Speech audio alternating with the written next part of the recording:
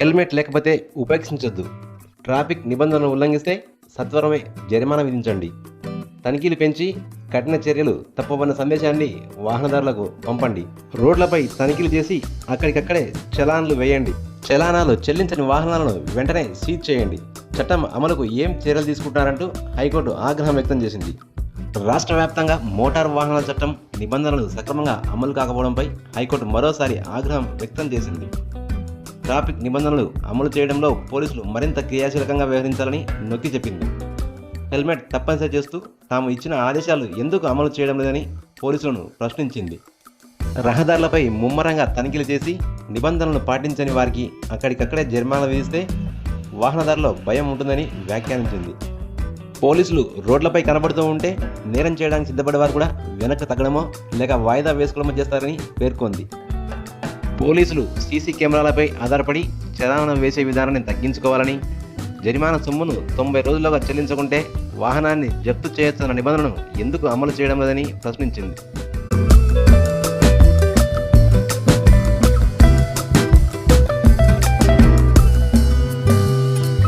నిర్దిష్ట గడువులోగా చలానాలు చెల్లించని వారి వాహనాలను సెక్షన్ 167 ప్రకారం సీజ్ చేయాలని, సెక్షన్ 206 ప్రకారం వారి లైసెన్స్ రద్దు చేయాలని సూచించింది.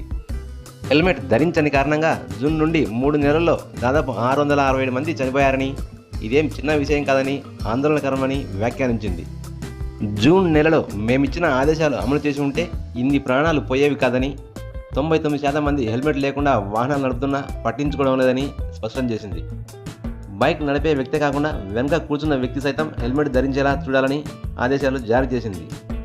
ఎన్జీఓలు, ఇన్సూరెన్స్ కంపెనీల సహకారంతో మోటార్ వెహికల్ చట్టంపై అవగాహన సదస్సులు నిర్వహించాలని హైకోర్టు ఆదేశించింది. పత్రికలు, టీవీలు, ఎఫ్ఎం రేడియోలు, సైన్ బోర్డులు, సినిమా హాళ్లలో ప్రకటనల ద్వారా చట్ట నిబంధనలపై ప్రజలను చైతన్యవంతం చేయాలని స్పష్టం చేసింది. వాహనదారులకు విధించిన చలానాలు ఏ విధంగా వసూలు చేస్తారు, హెల్మెట్ వినియోగం, వాహన చట్ట నిబంధనలు అమలు చేసేందుకు ఏ చర్యలు తీసుకున్నారంటూ ప్రశ్నించింది.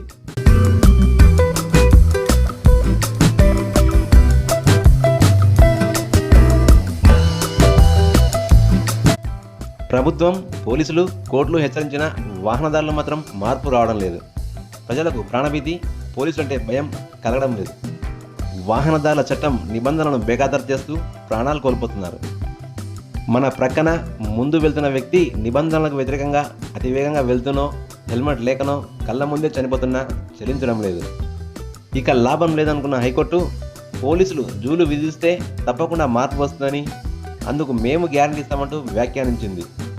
పోలీసులు నిబంధనల ప్రకారం నడుచుకుంటే కేసులు, చలానాలు చెల్లించాల్సి వస్తుందనే భయం వాహనదారుల్లో నెలకొంటుంది. 1-2 సార్లు మార్పు రాకపోయినప్పటికీ 3వ సారైనా తప్పకుండా మార్పు వస్తుంది. హైకోర్టు హెచ్చరికలతో పోలీసులు వాహన నిబంధనల అమలుపై దృష్టి సారించారు. రోడ్డుపైకి వచ్చి హెల్మెట్, లైసెన్సు, ఇన్సూరెన్స్ పత్రాలను తనిఖీ చేస్తున్నారు. పోలీసులు, కోర్టుల హెచ్చరికలతో కాకుండా ప్రతి ఒక్కరూ తమ ప్రాణాలను తామే కాపాడుకోవాల్సిన పరిస్థితులు నెలకొన్నాయి. రోడ్డుపైకి వచ్చిన వ్యక్తి సురక్షితంగా ఇంటికి తిరిగి వెళ్తాడనే నమ్మకం లేదు. మనం మన వాహనాన్ని నిబంధనల ప్రకారం నడుపుకుంటూ వెళ్తుంటే ఎదురుగా వస్తున్న వ్యక్తి నిబంధనలకు వ్యతిరేకంగా రావడంతో రోడ్డు ప్రమాదాలు జరిగి ప్రాణాలు కోల్పోతున్నారు. రహదారి నిబంధనలను పాటిస్తూ మన ప్రాణాలను మనం కాపాడుకొని సురక్షితంగా ఇంటికి చేరి మన కుటుంబ సభ్యులకు మనం అండగా నిలుద్దాం. Please like, share, subscribe Susheela media.